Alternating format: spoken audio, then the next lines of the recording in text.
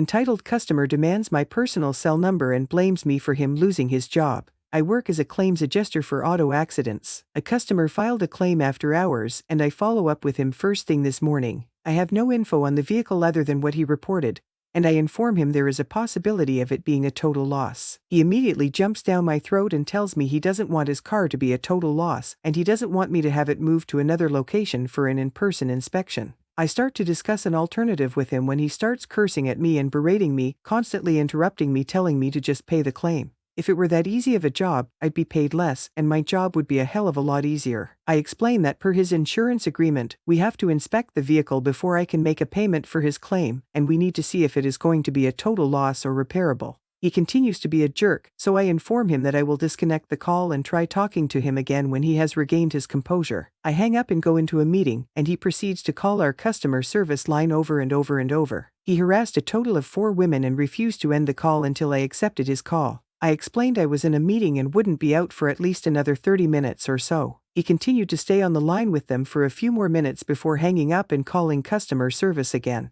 I finally have a chance to call him back, and I explain that we can try to work with his shop in having them submit photos so we can do a preliminary check to at least see if the car is a total loss or not. He tells me he sent me photos from the night before. I explain that there were no attachments to the emails he sent me, and that we need very specific photos to have the most accurate review. He proceeds to tell me it is my job to call the shop and request them, which is what I told him at the start of the call anyway. He then demands my cell phone number. I explain that I don't have a work cell phone. He states he wants my cell phone to be able to reach me over the weekend. I informed him I will not be providing that info to him. He demanded it a few more times before stating he wanted to talk with my supervisor. I stated she was already informed of the situation and would be reaching out to him when she is able to. I am not allowed to give out her contact info. He tells me that I need to have her call him immediately. I remind him that she is my supervisor and I cannot dictate her schedule. He proceeds to try to keep me on the phone until his demands are met. I inform him that I am going to disconnect the call if there is nothing further to discuss, and he ends the call. I called the shop, and they also gave me attitude stating that I was keeping a good man from his job and that I shouldn't be wasting his time like this. I asked if they could email the photos to me just so that I can get it done, and they say they will.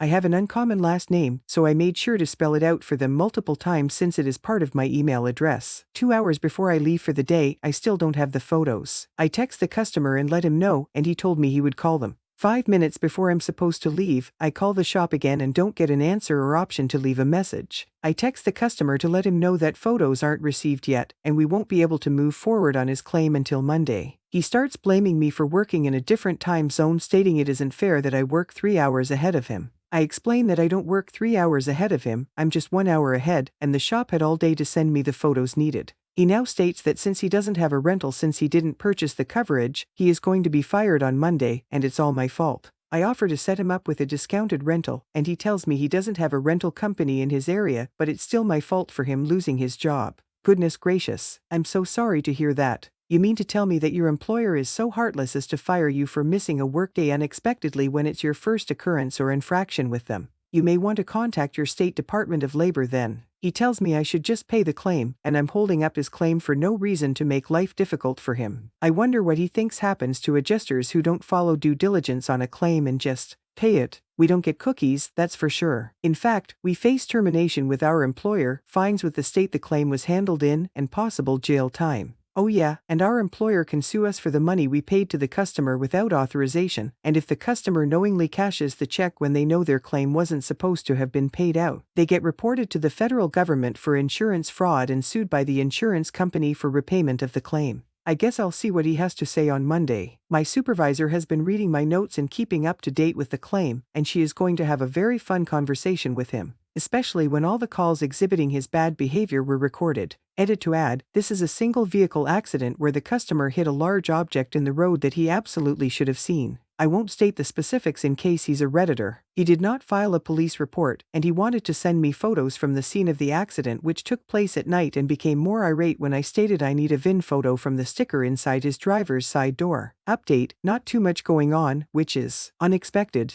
It's been radio silence from the customer and I don't trust it. I'm expecting a full blow-up. My supervisor called him and left a message yesterday, but he hasn't called her back either. She has informed me that I have her encouragement to put him on written-only communication, and I don't have to answer his calls anymore. She also stated that if he threatens me, which I'm not sure if he will or not, she will get our security team involved, and I can press charges against him with his local police as these are recorded calls. I called the shop today and spoke with the owner. I explained how the rep I spoke with on Friday acted very unprofessionally, and he informed me that the customer had apparently been calling her nonstop on Friday and harassing her as well, because she somehow thought it was a good idea to give him her cell phone number when he demanded it. The owner is an old friend of the customer you all called it, but he provided this info very freely and stated that after this repair, they aren't friends anymore and he will blacklist him as the rep I spoke with is his niece. I got the photos and there were several very thorough photos. It is pretty minor damage and it is clear that he ran into something on the road. I can't give specifics, but it was a metal object that happened to be laying in the road that got wedged in the undercarriage. They had to pull really hard to get it unstuck, and the shop sent me a photo of the very warped item as well.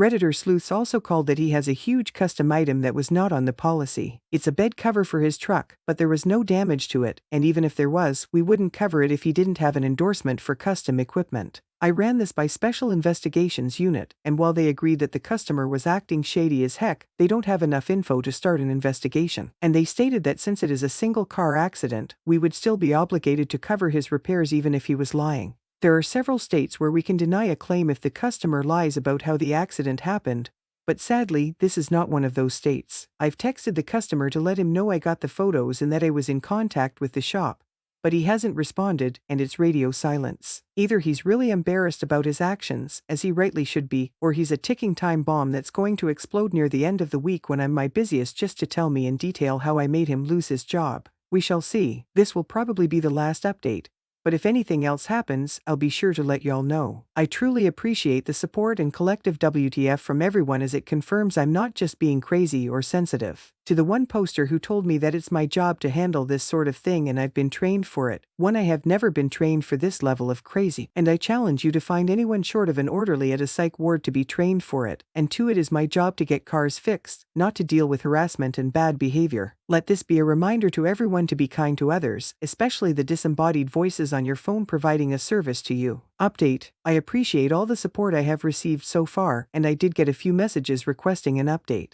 As I expected, the quiet didn't last long, and the customer was indeed a ticking time bomb. The shop got me the info I needed to complete an estimate for repairs, and the owner explained that he expects he most likely will find additional damages that he will contact me for once he knows. He again apologized for his niece's behavior when I called the shop the first time and stated he is no longer friends with the customer. Special Investigations Unit did review the claim and stated that there wasn't enough evidence of fraud, so no dice. I texted the customer to see if he wanted me to issue payment to him or the shop directly. He immediately demanded I call him as he didn't agree to the estimate amount. A bit of info on how the auto claims process works for payment. One insurance company creates an initial estimate based on what they can see of the damages. Two, insurance pays an initial amount to get the ball rolling. Three, the shop and insurance stay in contact so that additional payment can be issued as needed through the process as the shop finds additional internal damages that might not have been super apparent initially. Sounds simple enough, right? Not for customer. He starts talking about how the estimate from the shop is $7,000 and we are paying $6,500. I let him know that we are happy to work with the shop to issue further payment as needed and explain that shop estimates are based on what they expect to see for the full repairs, and insurance pays what they can see and confirm. Not to mention, to keep insurance prices down for our customers, we try to negotiate costs with the shop to ensure what we pay is reasonable.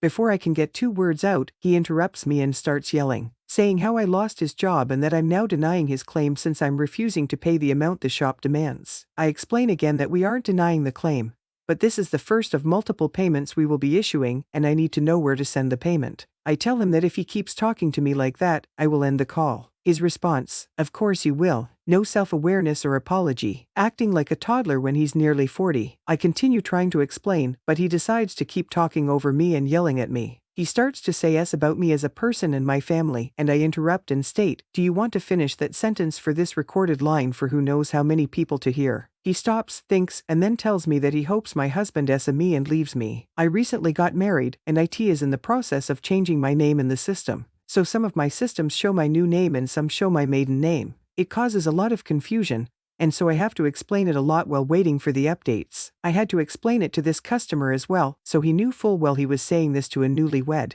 I'll admit, I kind of snapped a bit and left my tour guide Barbie voice behind real quick. I said, sir, during this entire claims process, your own attitude has gotten in the way of your repairs. The way you have acted to me, my coworkers, and the employees at the shop is absolutely deplorable, and you should be ashamed. You haven't said a kind word to me at all, and you've been a nightmare to work with. Now you say awful things about my personal life that I explained on Friday was absolutely none of your business when you demanded my cell phone number, and now you insult my husband whom you've never talked to and know nothing about. My husband is 10 times the man you will ever be while being nearly half your age, and he knows how to treat people with respect even if he is in a stressful or difficult situation. I feel awful for your wife if this is the type of man she has to deal with at home. At least my husband doesn't have to force me to have sex with him, but it's telling that is where your mind went to. Maybe you should mind your own home before you stick your nose in someone else's. He threw a few more expletives at me, but I ended the call because I just don't get paid enough. He again called my customer service team and made the poor woman cry. I took the call again and explained to him that he was now on written communication with me. He could call the customer service center, but I would never answer his calls again, and I will only respond to his emails or text messages. I then disconnected the line again. I thought that was the end of it, but turns out that he still had my supervisor's contact info from when she called on Monday, so he called her up. She called me after she finished on the phone with him, and she gave me a summary. He apparently told her that I accused him of it to his wife after he questioned the estimate that I wrote. I don't write estimates, that's a whole other department. He was trying to find out next steps when I ended his call. She had listened to his prior calls, so she didn't believe it for a second. She put him on hold while she pulled the call and listened. She then tore him a new hole for what he said to me. He tried to say that I was worse, but she cut him off and explained that I am one of the adjusters in my unit with the highest metrics from customer reviews. I've had my fair share of angry customers and it takes a lot to make me snap, but she stated that his conduct had pushed me to the point of snapping, which she has never seen. She proceeded to tell him that she is enforcing my written contact only rule with him as she had previously encouraged I do that with him anyway. And she stated that if she hears one more call where he is harassing an employee, she will talk with her supervisor to press charges for harassment. Unfortunately, we can't fire him as a customer because he still pays us money, and the executives don't care how we are treated as long as we get more money. I'm hoping this spurs him to cancel his policy and become someone else's problem. I asked if there would be any disciplinary action against me for the call. She said, "Call? What call? I don't see any call." And I definitely wouldn't have been able to delete it if the call wasn't recorded.